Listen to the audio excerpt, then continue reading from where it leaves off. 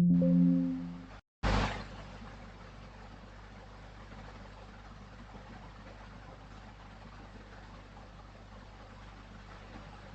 Students, आप सभी लोगों का टारगेट स्टडी के इस प्लेटफॉर्म पर स्वागत है।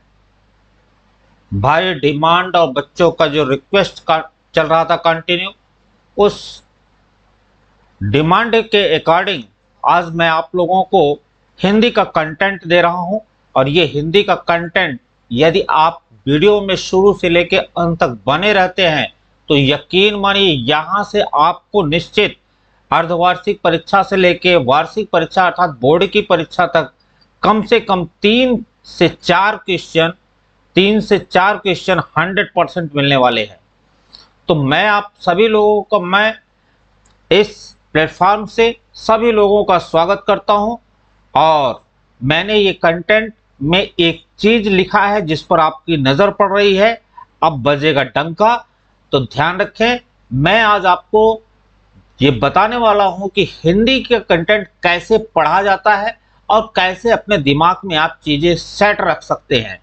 तो जितने लोग भी आज के इस सेशन में बन पाए हैं, मैं सभी लोगों से ये बताना चाहूंगा कि ये जो टारगेट स्टडी है, ये टारगेट स्टडी आपको इंग्लिश की लाइव क्लास दी जाती है यहां से, और साथ ही साथ आपको हिंदी और सोशल का जो सब्जेक्ट है वो आपको रिकॉर्डेड सेशन के अंतर्गत में मिलता है। साथ ही साथ अब मैथ की क्लासेस भी कंटिन्यू होने वाली हैं।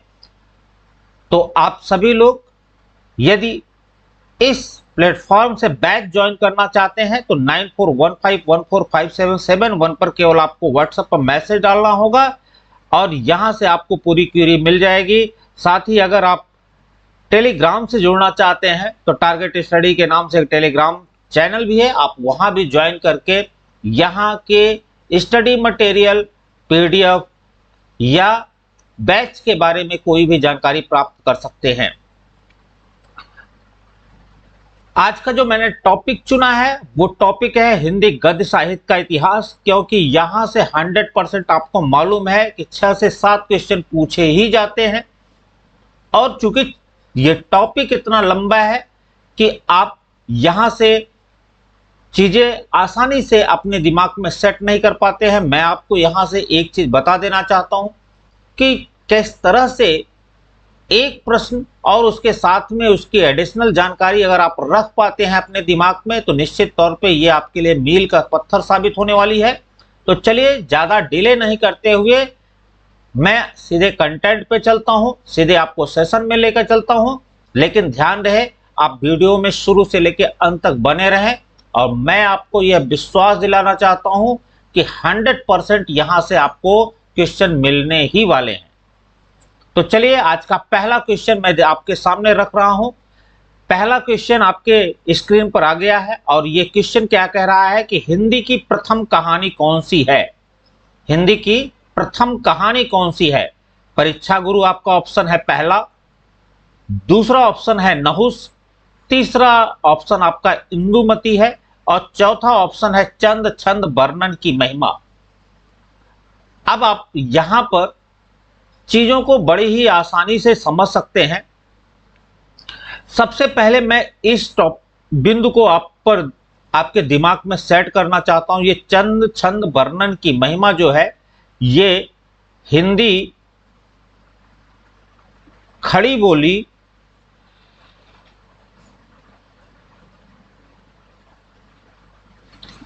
गद्य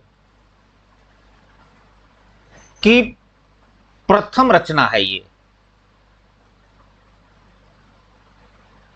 अगर बात ये होती कि हिंदी खड़ी बोली की गद्य की प्रथम रचना कौन सी है तो वो आप ध्यान रखेंगे चंद छंद वर्णन की महिमा होगी। बात अगर मैं इंदु की करता हूं, इंदुमती, तो ये आपकी प्रथम कहानी है। इंदुमती आपकी क्या है, ये आपकी प्रथम कहानी है। इंदुमती आपकी प्रथम कहानी हो गई। चंद छंद वर्णन की महिमा हिंदी खड़ी बोली गद्य की प्रथम रचना हो गई। बात जब हम नहुस की करेंगे तो ये आप ध्यान रखेंगे ये आपका प्रथम नाटक है। पूछा जा सकता है, पूरी तरह से इंपॉर्टेंट है। मैंने ऐसे ऑप्शन रखे हैं जिससे कि आपको क्वेश्चन तो एक मिले लेकिन जानकारी आपको ज्यादा मिले। ये आपका हो गया प्रथम नाटक। अब बात करेंगे परीक्षा गुरु। तो परीक्षा गुरु जो है ये आपका प्रथम उपन्यास है। तो सब यहां जितने ऑप्शन मैंने रखे हैं ये सब प्रथम की ही चीजें हैं। प्रथम उपन्यास पूछा जाए परीक्षा गुरु, प्रथम कहानी पूछी जाए इंदुमती, प्रथम नाटक नहुस, और हिंदी खड़ी बोली गद्य की जो प्रथम रचना है वो क्या है, चंद छंद वर्णन की महिमा। तो चार चीज यहां तैयार होता है। साथ ही आप यह ध्यान रखेंगे कि अगर इनकी जो बात तो प्रथम कहानी के, अगर इनके रचनाकार या लेखक का नाम पूछ लिया गया तब दिक्कत आपके लिए और खड़ी हो जाएगी। तो यहां पहले ये हम बात करेंगे हिंदी खड़ी बोली गद्य की जो प्रथम रचना है इसको कौन लिखा है, इसे कवि गंग ने लिखा है। कवि गंग आप याद रखेंगे ना, क्योंकि यहां से क्वेश्चन बनने वाले हैं, 100% बनेंगे। तो और परीक्षा गुरु आपका ये, इसको आप ध्यान रखेंगे, ये आपका है लाला श्रीनिवास दास, लाला श्रीनिवास दास। तो यहां प्रथम उपन्यास परीक्षा गुरु के लेखक कौन हो गए, लाला श्रीनिवास दास हो गए। अब नहुस की बात करेंगे तो नहुस जान रख, ये आपका प्रथम नाटक है और इसके जो लेखक हैं वो कौन है, तो ये ध्यान रखेंगे गोपाल चंद्र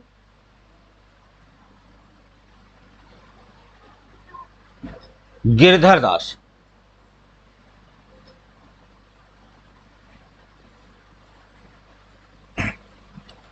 और अब आपका कौन सा बचता है, तो आपकी प्रथम कहानी बचती है। तो ध्यान रखेंगे इसको किसने लिखा है, तो इसे किशोरी लाल गोस्वामी ने लिखा है।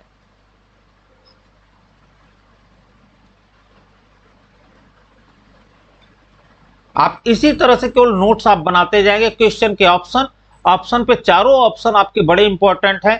प्रथम उपन्यास पूछा गया तो निश्चित तौर पे कौन हो जाएगा, तो लाला परीक्षा गुरु हो जाएगा। लेखक कौन है, लाला श्रीनिवास दास है। नहुस क्या है, नहुस प्रथम नाटक है, लेखक कौन है, गोपाल चंद गिरधर दास है। इंदुमती क्या है, प्रथम कहानी है, किशोरी लाल गोस्वामी इसके लेखक हैं। हिंदी खड़ी बोली गद्य की प्रथम रचना कौन सी है, तो चंद छंद वर्णन की महिमा है, और इसके जो लेखक है वो कौन है, वो कवि गंग है। अब ध्यान रखें आपका क्वेश्चन एक था, लेकिन यहां से मैंने आपको 7 से 8 क्वेश्चन एक ही क्वेश्चन में दिए हैं। तो इसी तरह से सारे ऑप्शन को कोरिलेट रखें, निश्चित तौर पे क्वेश्चन यहां से ही बनने वाले हैं। आपको क्लियर हो गया होगा। नेक्स्ट क्वेश्चन चलते हैं, नागरी प्रचारणी क्या है। आपका क्वेश्चन आ गया नागरी प्रचारणी क्या है। तो नागरी प्रचारणी आपका ऑप्शन क्या है, पत्रिका है, निबंध है, समाचार पत्र है, आत्मकथा है। तो हम सभी लोग जानते हैं कि नागरी प्रचारणी क्या है भैया, एक पत्रिका है। अब पत्रिका हो गई तो यह बात बिल्कुल क्लियर हो जाता है कि इसके संपादक कौन है। यहां क्वेश्चन बन जाएगा, आ गया कि नागरी प्रचारणी पत्रिका के संपादक कौन है, तब भैया क्या आपका उत्तर होगा। तो ध्यान रखेंगे इसके जो संपादक हैं वो श्री श्याम सुंदर दास।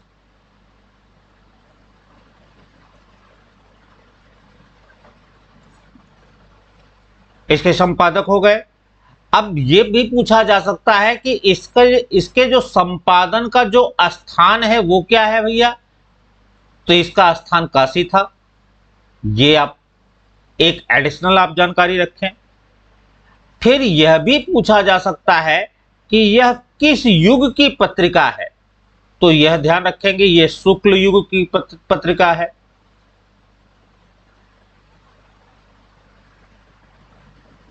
अब ध्यान रखेंगे जब बात शुक्ल युग की हो गई तो यहां यह क्वेश्चन बन सकता है कि शुक्ल युग के प्रमुख जो पत्र पत्रिकाएं हैं वो कौन कौन सी हैं। ये क्वेश्चन बन सकता है कि शुक्ल युग के जो अन्य प्रमुख पत्र या पत्रिकाएं हैं वो कौन कौन सी हैं। तो एक आप ध्यान रखेंगे, एक बहुत ही इंपॉर्टेंट उस समय पत्रिका थी, उसका नाम था हंस। क्या नाम था? हंस नाम था। और इसको जो संपादन किया था वो प्रेमचंद जी ने किया था। एक और उस समय पत्रिका थी जिसका नाम था साहित्य संदेश। साहित्य संदेश। और ये साहित्य संदेश का कौन संपादन किया था? तो ये गुलाब राय ने किया था। तो अगर इतना आप दिमाग में रख पाएंगे तो निश्चित तौर पे क्वेश्चन यहीं से आने हैं। नागरिक प्रचारिणी क्या है? पत्रिका है, एक क्वेश्चन। नागरिक प्रचारिणी पत्रिका के संपादक कौन है? श्री श्याम सुंदर दास। संपादन का स्थान कौन सा था? काशी था। ये किस युग में संपादित हुआ? तो शुक्ल युग में हुआ। शुक्ल युग में अन्य कौन मुख्य पत्र पत्रिका है? तो एक हंस हो गया, एक साहित्य संदेश हो गया। हंस का संपादन कौन किया? प्रेमचंद जी ने किया। और साहित्य संदेश का तो गुलाब राय ने किया। तो एक क्वेश्चन से आपके 6 से 7 क्वेश्चन निकल के आ रहे हैं। तो निश्चित तौर पे यह ध्यान रखें कि सारे क्वेश्चन आपके लिए बहुत इंपॉर्टेंट हैं। Next question. क्वेश्चन कह रहा है कि काशी नागरी सभा की स्थापना हुई थी भारतेंदु युग में, द्विवेदी युग में, शुक्ल युग में या छायावादोत्तर युग में? आपको एक सेकंड में आपके सारे ऑप्शन दिमाग में घूम जाने चाहिए। तो क्लियर आपको ध्यान रखना है, काशी नागरी जो सभा की स्थापना हुई थी वो भारतेंदु युग में हुई थी। अब भारतेंदु युग, जब ये क्वेश्चन बन जाता है कि भारतेंदु युग में हुई, एक क्वेश्चन यहां से यह बन सकता है कि काशी नागरी सभा की स्थापना कब हुई थी। अगर ये पूछ लिया जाए कि कब हुई थी, तो कब के लिए दिमाग में रखिएगा 1893। सन 1893 में काशी नागरी सभा की स्थापना हुई थी। अब यह भी बात पूछा जा सकता है कि कहां हुई थी, तो यह आप ध्यान रखेंगे, ये वाराणसी में हुई थी। तो आपको एक क्वेश्चन से 3 क्वेश्चन में कंप्लीट कर लिया गया। तो अब ये सारी चीजें आप दिमाग में अगर रख पाते हैं तो ये आपके एग्जाम के लिए बहुत ही बेनिफिशियल होगा। नेक्स्ट क्वेश्चन, बहुत ही इंपॉर्टेंट क्वेश्चन है ये। हिंदी प्रदीप के संपादक कौन थे? आचार्य रामचंद्र शुक्ल थे, डॉक्टर श्याम सुंदर दास थे, बालकृष्ण भट्ट थे या बाबू गुलाब राय थे? तो आपको यह ध्यान रखना है कि हिंदी प्रदीप के संपादक कौन थे। तो आप बिल्कुल दिमाग में बैठा के रखिए कि हिंदी प्रदीप के संपादक कौन थे, वो बालकृष्ण भट्ट थे। अब यह क्वेश्चन पूछा जा सकता है कि हिंदी प्रदीप आखिर है क्या? तो यह एक पत्रिका है। यह क्या है?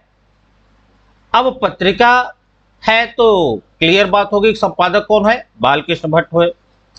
एक बात यहां से पूछी जा सकती है कि इस हिंदी प्रदीप पत्रिका का जो विमोचन हुआ था, विमोचन आप समझ रहे होंगे, किसी भी पत्र पत्रिका के प्रकाशन के समय जो मुख्य अतिथि करके आपके सामने उसे रखते हैं, उसे हम उस कार्यक्रम को विमोचन का नाम देते हैं। और इसको विमोचन किसने किया था? तो ये भारतेंदु हरिश्चंद्र ने किया था। भारतेंदु हरिश्चंद्र बहुत बड़ा नाम है हिंदी साहित्य में भारतेंदु हरिश्चंद्र का। अब ये प्रथम अंक इसका आया कब था भाई, यह भी पूछा जा सकता है कि हिंदी प्रदीप का जो प्रथम अंक है वो कब आया। तो आपको ध्यान में रखना है 1877 में। 1877 में इसका प्रथम अंक का संपादन हुआ था। तो हिंदी प्रदीप के संपादक बालकृष्ण भट्ट। हिंदी प्रदीप क्या है? एक पत्रिका है। विमोचन किसने किया? भारतेंदु हरिश्चंद्र ने किया। प्रथम अंक कब आया? सन 1877 में आया। एक बात और पूछी जा सकती है कि इसका जो संपादन हुआ था वो किस स्थान पे हुआ था। तो आप ध्यान रखेंगे स्थान के बारे में, तो ये स्थान है प्रयाग। ये आप दिमाग में रखेंगे। इतने पॉइंट माइंड में रखेंगे तो क्वेश्चन कैसे आपसे छूट सकता है। निश्चित तौर पे ये आपके लिए मील का पत्थर साबित होने वाली है। नेक्स्ट क्वेश्चन, सरस्वती सरस्वती पत्रिका के संपादक कौन थे? सरस्वती पत्रिका के संपादक कौन थे? श्याम सुंदर दास, रामचंद्र शुक्ल, महावीर प्रसाद द्विवेदी, बालकृष्ण भट्ट। बहुत ही इंपॉर्टेंट कैटेगरी का क्वेश्चन है और मैं इंपॉर्टेंट लिख रहा हूं, और जब मैं इंपॉर्टेंट लिखता हूं तो उसका मतलब होता है कि इंपॉर्टेंट है। एग्जाम में आए ना आए ये आपका भाग्य बता सकता है, लेकिन इंपॉर्टेंस की बात अगर करेंगे तो ये बहुत ही इंपॉर्टेंट है। तो भैया सरस्वती पत्रिका का जो संपादन हुआ था भैया वो कौन थे? वो महावीर प्रसाद द्विवेदी थे, जिन्होंने इसका संपादन किया था। कब किया था? तो प्रथम जब संपादन इसका हुआ तो उस समय वो कौन समय था भैया? तो वो 1903 था। ये 1903 में इसका प्रथम अंक आया था। और एक बात यहां मैं एडिशनल बता देना चाहता हूं, और ये बहुत ही इंपॉर्टेंट है, यह हिंदी की प्रथम मासिक पत्रिका थी। तो जो प्रथम और अंतिम चीज होती है वो इंपॉर्टेंट की कैटेगरी में आ जाती थी। हिंदी की प्रथम मासिक पत्रिका।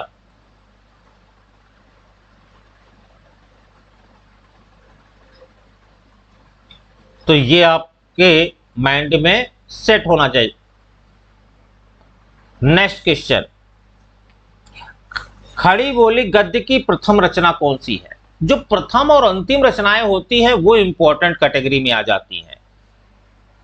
खड़ी बोली गद्य की प्रथम रचना कौन सी है? कृष्णावतार स्वरूप निर्णय, गोरा बादल की कथा, वर्ण रत्नाकर, भाषा योग वाशिष्ठ। तो ये ध्यान रखेंगे, खड़ी बोली गद्य की प्रथम जो रचना है वो गोरा बादल की कथा है। अब इसके लेखक का नाम पूछा जा सकता है, तो आप दिमाग में रखेंगे इसके लेखक हैं जटमल। क्या नाम है इनका? जटमल। बहुत ही इंपॉर्टेंट कैटेगरी का क्वेश्चन है। नेक्स्ट क्वेश्चन, हिंदी गद्य का जनक या प्रवर्तक किसे कहा जाता है? भाई हम भाषा ही हिंदी पढ़ रहे हैं और हम उसकी अगर गद्य भाषा की बात करें कि इसके जनक और प्रवर्तक कौन हैं, तो ऑप्शन में आपको मिल रहे हैं महावीर प्रसाद द्विवेदी, रामचंद्र शुक्ल, भारतेंदु हरिश्चंद्र या जयशंकर प्रसाद। तो आपको यह दिमाग में रखना है कि यहाँ पे आपका जो आंसर होगा वो भारतेंदु हरिश्चंद्र होगा। हिंदी साहित्य के गद्य भाग में भारतेंदु हरिश्चंद्र एक बहुत बड़े नाम की बात हो रही है, बहुत बड़ा नाम है, और ये आपको मालूम होना चाहिए कि इनको हिंदी गद्य का जनक बता दिया गया, प्रवर्तक बता दिया गया।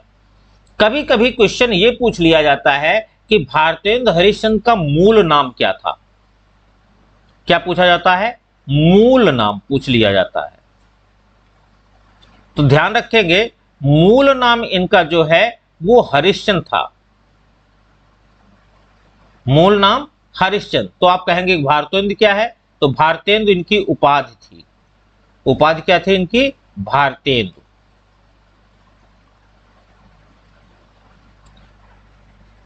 जब इतना बड़ा नाम है तो आपको इनके जन्म के बारे में आपको जानकारी होनी चाहिए। जन्म इनका हुआ है 9 सितंबर 1850।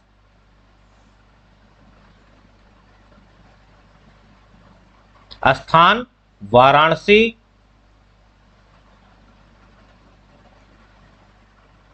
और मृत्यु इनकी जो हुई है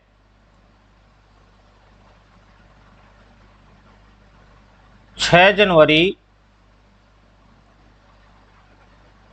1885। केवल महज 35 साल। एक बात और पूछ लिया जाता है कि हिंदी साहित्य का पितामह किसे कहा जाता है? हिंदी साहित्य का पितामह, अगर आप इसको समझ पावे तो ये जो जनक और प्रवर्तक है ये टाइटल है, इसको हम क्या बोलते हैं? तो ये फादर है, और पितामह को हम क्या बोलते हैं? ग्रैंड फादर बोलते हैं। तो हिंदी साहित्य गद्य का जनक तो साथ में कहा जाता है, और हिंदी साहित्य का पितामह अगर कोई पूछे कि आप कौन हैं, तो वह भी भारतेंदु हरिश्चंद्र हैं।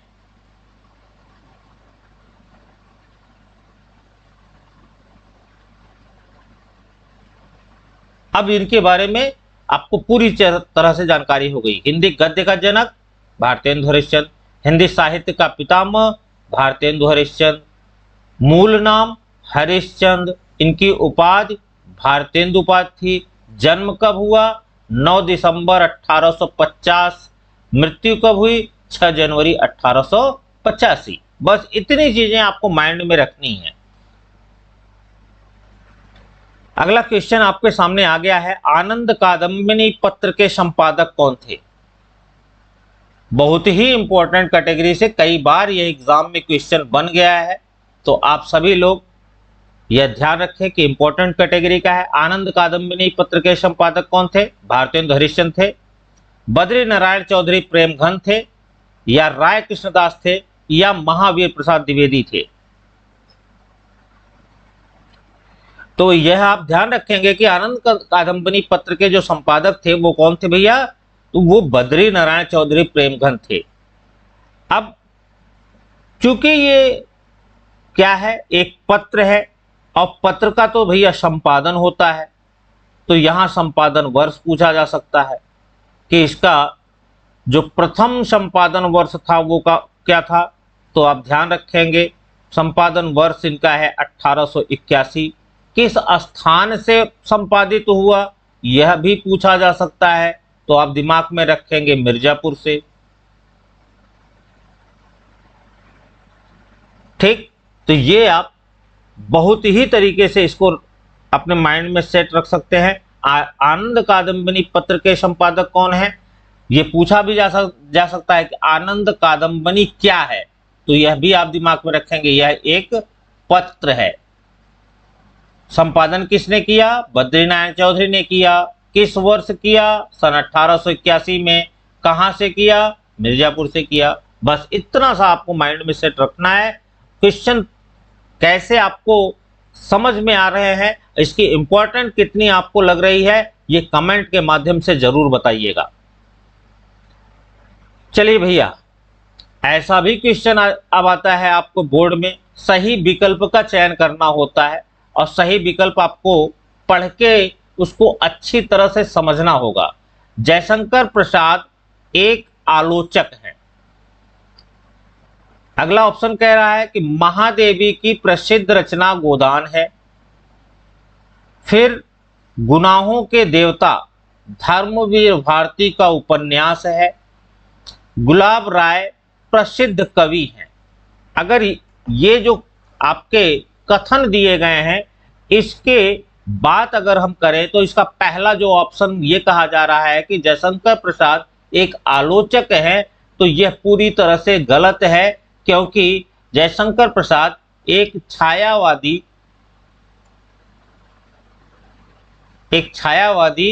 कवि थे।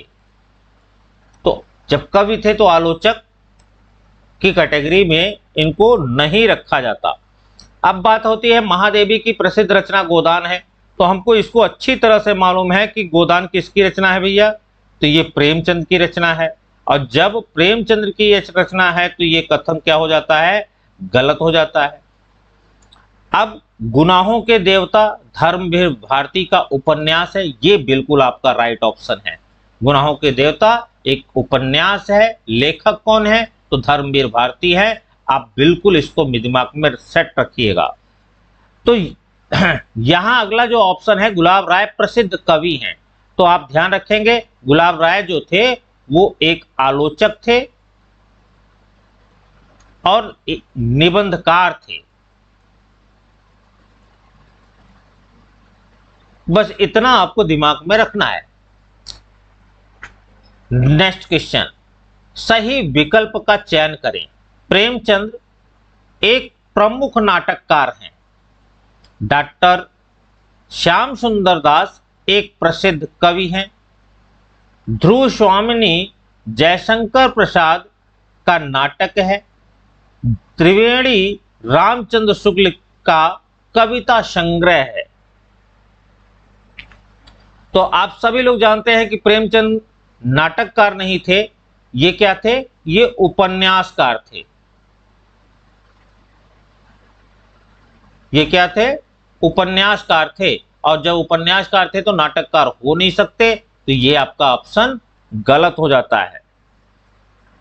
अब यहां दूसरा है कि श्याम सुंदर दास कवि हैं, तो आपका ध्यान रखेंगे श्याम सुंदर दास ये आपके जो लेखक हैं, ये निबंधकार हैं। तो यह भी आपका ऑप्शन क्या हो जाता है? बिल्कुल गलत साबित हो जाता है। अब तीसरा ऑप्शन कह रहा है ध्रुव स्वामिनी जयशंकर प्रसाद का नाटक है। बिल्कुल भैया, ये आपका ऑप्शन बिल्कुल सही है। ध्रुव स्वामिनी क्या है? एक नाटक है। लेखक कौन है? जयशंकर प्रसाद जी है, और बहुत बड़ा इनका भी नाम है। त्रिवेणी रामचंद्र शुक्ल की कविता संग्रह है? जी बिल्कुल नहीं। अगर मैं बात करूं कि त्रिवेणी, तो रामचंद्र शुक्ल की जो कविता संग्रह है वो श्यामदेव पाराशर है, और ये यहाँ पे त्रिवेणी जो है वो इनकी कविता संग्रह बिल्कुल नहीं है। तो यहाँ पर आपके मैंने 10 क्वेश्चन दिए हैं, और यकीन मानिए कि ये 10 क्वेश्चन के साथ साथ में कम से कम 50 एडिशनल जो जानकारी दी है। तो ये आपका जो पहला सेशन हिंदी का जा रहा है, ये आपके अपकमिंग एग्जाम के लिए बिल्कुल बहुत ही बेनिफिशियल है। और यदि आप इसके नोट्स बना के रखते हैं और आप अपने एग्जाम से मैच करते हैं, तो यहाँ से 3 से 4 क्वेश्चन आपको मिलने वाले हैं। तो आपको सेशन कैसा लगा ये कमेंट के माध्यम से बताएंगे। यदि आपको सेशन अच्छा लगा हो तो एक शेयर जरूर करिएगा, चाहे वो मात्र अपने एक मित्र को ही करिए, लेकिन अपने एक मित्र को शेयर जरूर करें। यदि आप इस प्लेटफॉर्म पर नए हैं तो चैनल को सब्सक्राइब करना बिल्कुल नहीं भूलें,